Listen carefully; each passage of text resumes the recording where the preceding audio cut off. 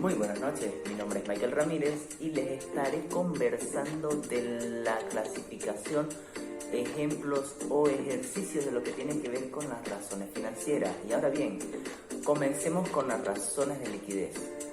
Ahora, sirven para identificar, tenemos que tener claro que lo que es la razón de liquidez, las razones de liquidez, sirven para identificar aquella capacidad que tiene la empresa, aquella capacidad para realizar, para hacer lo que es frente a sus obligaciones financieras a corto plazo, a medida que éstas se van venciendo, se van cumpliendo, entre otras cosas. Es necesario conocer aspectos, conceptos, para una mayor comprensión de lo que es la fórmula dentro de lo que es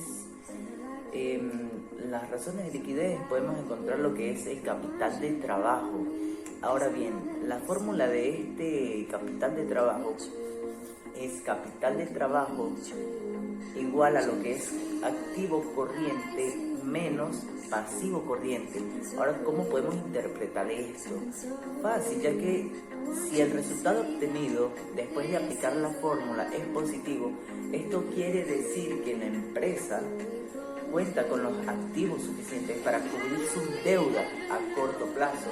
En la medida que el resultado positivo sea mayor, es un buen indicador para la empresa.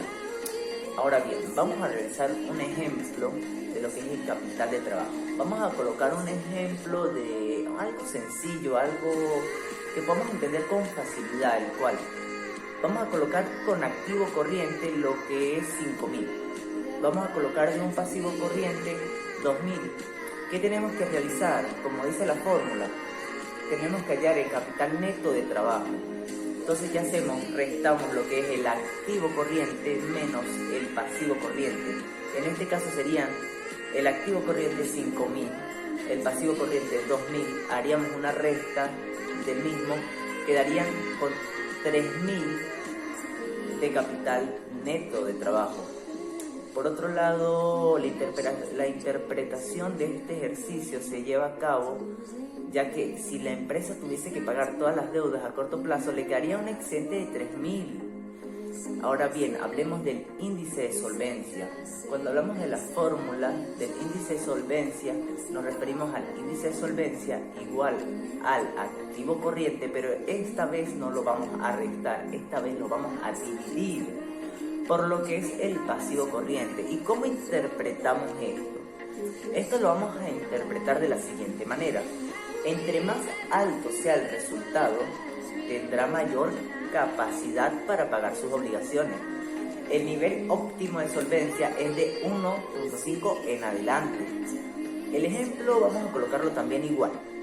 Vamos a trabajar con un activo corriente de 5.000, un pasivo corriente de 2.000. Restamos el mismo. Dividimos lo que tiene que ser 5.000 entre 2.000, nos quedaría 2.5, sería el índice de solvencia. Si nos ponemos a dar cuenta, si nos damos cuenta, está por encima del mínimo. Tiene un 1, por así decirlo.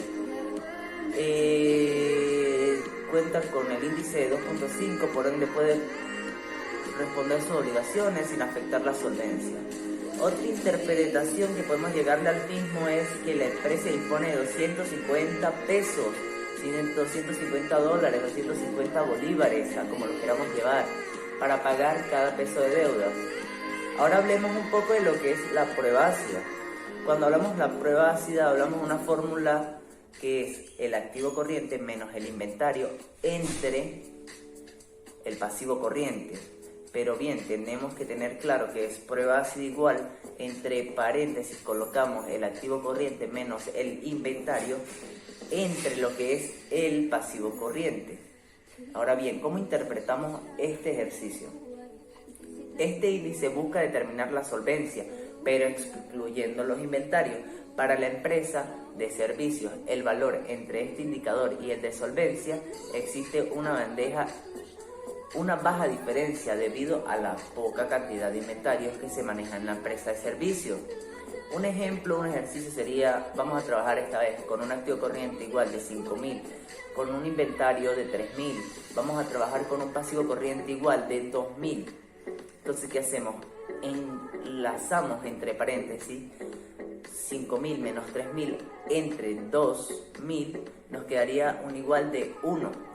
La interpretación, o interpretamos este ejercicio de la siguiente manera: por cada peso que debe la empresa, tiene 100, el cual tiene 100 para cubrirlo sin disponer del inventario. Ahora bien, vamos a hablar de la rotación del inventario. Hablamos que es rotación de inventarios igual al costo de mercancía vendidas entre promedio de inventarios.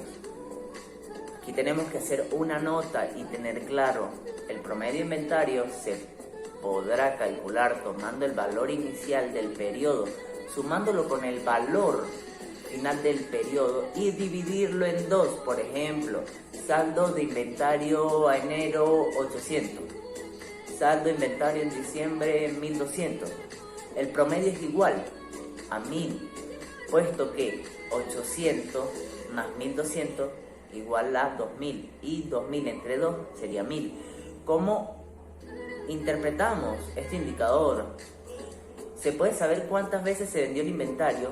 A medida que el resultado de la fórmula aumente, se presume una mejor administración. Se deberá dividir 12 en el resultado obtenido de la fórmula para determinar el número de meses que rotó el inventario.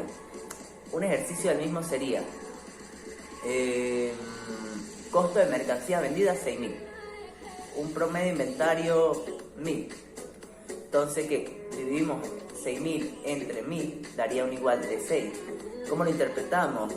Los inventarios se vendieron cada 2 meses, que en este caso sería 12 dividido entre 6, el 12 dividido en el resultado de la fórmula. Por ende, se concluye que el inventario dura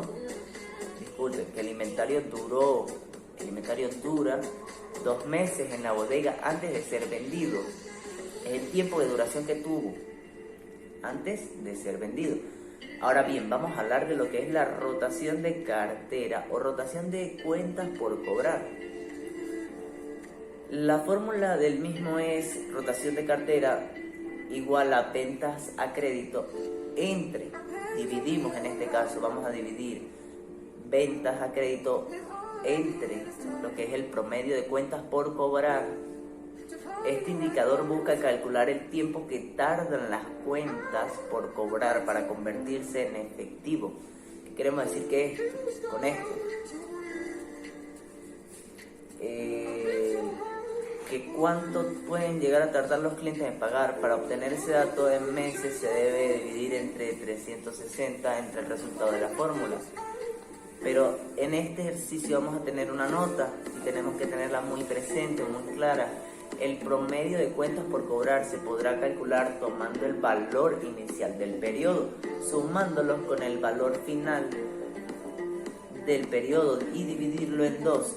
Un ejemplo del mismo sería saldo de cuentas por cobrar a enero 2.500 y el saldo de cuentas por cobrar a diciembre pudiese llegar a ser un 1.500. El promedio es igual a 2.000, puesto que 2.500 más 1.500 vendrían siendo 4.000 y 4.000 entre 2.000, 4.000 entre 2 va a ser 2.000. Ahora vamos a hacer un ejercicio. Las ventas a crédito 80.000. Vamos a colocar de promedio de cuentas por cobrar 2.000. Esto lo dividimos. 80.000 entre 2.000 daría un total de 40.000. Decimos que la empresa se tarda 9 días, que vendría siendo 360 dividido en el total de la fórmula, en recuperar la cartera. Ahora, la rotación de cuentas por pagar. Se dice que la fórmula es rotación de cuentas por pagar igual a compras a crédito entre promedio de cuentas por pagar deseamos calcular el tiempo que tarda la empresa en pagar sus cuentas. Para obtener ese dato es necesario que se debe dividir en meses 360 entre el resultado de la fórmula. Entonces, ¿qué decimos? Que el promedio de cuentas por cobrar se podrá calcular tomando el valor inicial del periodo, sumándolo con el valor final del periodo y dividir en dos. Y dividir el mismo en dos. Un ejemplo del mismo sería saldo de cuentas por pagar a enero 500. Y el saldo de cuentas por pagar para diciembre, y el saldo de cuentas por pagar a diciembre serían 100. Entonces, ¿qué hablamos? Que el promedio es igual a 300, puesto que 500 más 100 es igual a lo que es 600 entre 2 darían 300. Ahora bien, vamos a colocar un ejercicio. Vamos a colocar compras a crédito 300. No, mejor vamos a trabajar con un número un poco más grande. Vamos a trabajar con 30.000. Vamos a trabajar con un promedio de cuentas por pagar de 300 y vamos a dividir el mismo, el cual sería 30.000 entre 300, te quedaría un total de 100. La empresa tarda 3.6 días, ¿sí? Que es la división de la fórmula. Entonces, esto es lo que va a tardar la empresa en pagar sus obligaciones. Ahora, disculpen. Ahora bien, vamos a hablar de las razones de endeudamiento. ¿Qué busca esto? Esto busca Esto busca identificar el nivel de endeudamiento en el que se encuentra la empresa para interpretar el financiamiento que tienen los acreedores con respecto a la empresa, ya que ¿cómo podríamos explicar esto mejor? Se me fue. Ok, hablemos de razones de endeudamiento. Él busca identificar el nivel de endeudamiento en el que se encuentra la empresa, para así poder interpretar el financiamiento que tienen los acreedores con respecto a la empresa, dando como resultado el nivel de riesgo en el que incurren estos acreedores o socios. Dentro de lo que es las razones de endeudamiento podemos encontrar lo que es la fórmula de la razón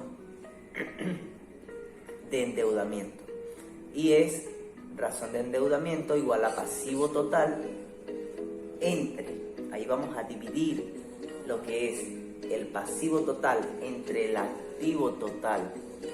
Ahora bien, tenemos que medir o mide lo que es la proporción de activos que se encuentran financiados por acreedor y proveedores.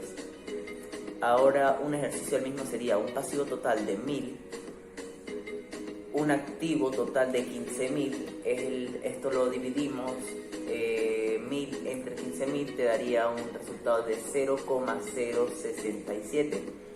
Luego multiplicamos lo que tiene que ver con el resultado. El resultado lo vamos a multiplicar por 100 para tener el valor en el porcentaje. Multiplicamos 0.067 por 100, te daría un 6,7%. La empresa tiene un nivel de endeudamiento del 6.7% frente de lo que tiene que ver a su activo. Ahora bien, vamos a hablar de la razón pasivo capital. La fórmula es razón pasivo capital. Vamos a dividir lo que es el pasivo a largo plazo entre el capital. Ahora bien, se dice que el mismo refleja lo que es la proporción que existe entre los activos que fueron financiados por socios, ¿verdad? Lo que tiene que ver por los socios que fueron financiados por otros terceros, cuando el resultado es superior a 1. Se deduce que el financiamiento proviene de mayor medida por tercero. Ahora bien, vamos a hacer un ejercicio al mismo, el cual consiste en que vamos a colocar un pasivo a largo plazo de 1.300, un capital de 1.050 y vamos a dividirlo. Al hacer la división, vamos a dividir 1.300 entre 1.050, te va a dar un resultado de 1,24. Eso quiere decir que la empresa se encuentra financiada en mayor medida por terceros, lo que se traduce en menor autonomía financiera o un mayor apalancamiento financiero, por así decirlo. Hablemos de las razones de rentabilidad. ¿Qué busca identificar? ¿O qué nos permite identificar esta razón? El grado de rentabilidad de la empresa frente a sus ventas, su activo o capital aportado. Dentro de las razones de rentabilidad podemos encontrar el margen bruto de utilidad, y la fórmula del mismo es margen bruto de utilidad igual, enlazamos entre paréntesis, ventas menos costo de ventas. Esto lo vamos a dividir entre las ventas, ¿sí? Entonces, que esto refleja el margen de la utilidad alcanzada luego de haber cancelado los inventarios. Además, es una de las razones financieras más utilizadas. Un ejercicio del mismo es, vamos a tener un margen, un periodo de ventas de 4.000. Vamos a realizar un costo de ventas de 1.500. Ahora, esto vamos a formularlo, vamos a estructurarlo de la siguiente manera. Enlazamos entre paréntesis 4.000 menos 1.500. Abrimos paréntesis y colocamos 4.000 menos 500, cerramos paréntesis.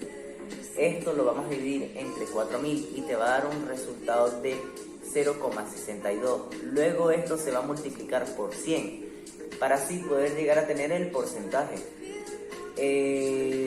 La empresa cuenta con un margen de 62% luego de cancelar sus existencias. Ahora vamos a hablar del margen de utilidades operacionales. Ellos reflejan, ¿sí? Ellos reflejan las utilidades netas obtenidas por la empresa en cada venta que se realiza. Para ello, se debe tomar el valor de la venta y restar todos los gastos y costos incurridos, directos e indirectos.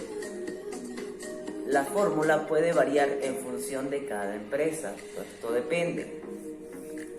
El margen neto de utilidades se debe formar lo que es el valor total de las ventas y restar todos los gastos directamente relacionados. Esto tiene una fórmula, el cual la primera sería la rotación de activos. Vamos a dividir las ventas entre los activos, rotación de activos igual a ventas entre activos.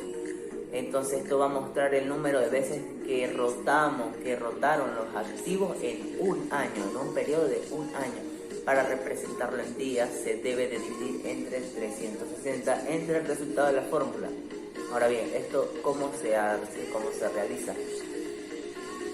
Colocamos un periodo, un porcentaje, una meta de 1.000 ventas. De ventas 1.000, 10.000. Vamos a colocar mejor 10.000. Activo 2.500. Esto lo vamos a dividir. Esto te va a dar un resultado de 4. Los activos rotan cada 90 días, ya que dividimos 360 entre 4.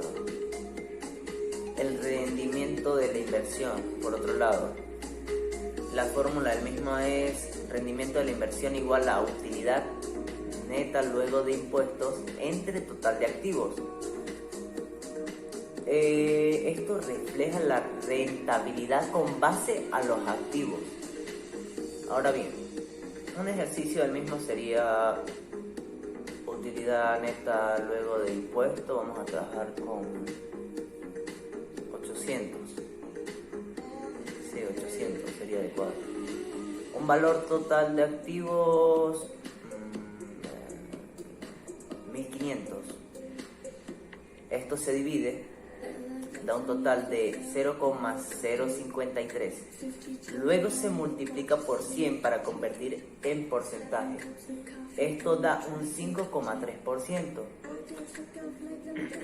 Y los activos reflejan una rentabilidad de lo que es el 5,3%. Ahora vamos a tener también el rendimiento del capital común. Esta fórmula sí es un poco más larga, más larga, ya que es rendimiento de capital común. Abrimos paréntesis, colocamos las utilidades netas después de impuestos, eso lo restamos en dividendos preferentes, cerramos paréntesis, esto se divide entre capital contable menos capital preferente. ¿Esto qué sucede o qué hace? Esto refleja la utilidad obtenida por el capital. Ahora bien, vamos a hablar de la utilidad por acción. Esta fórmula es la siguiente, abrimos paréntesis, colocamos la utilidad para acción.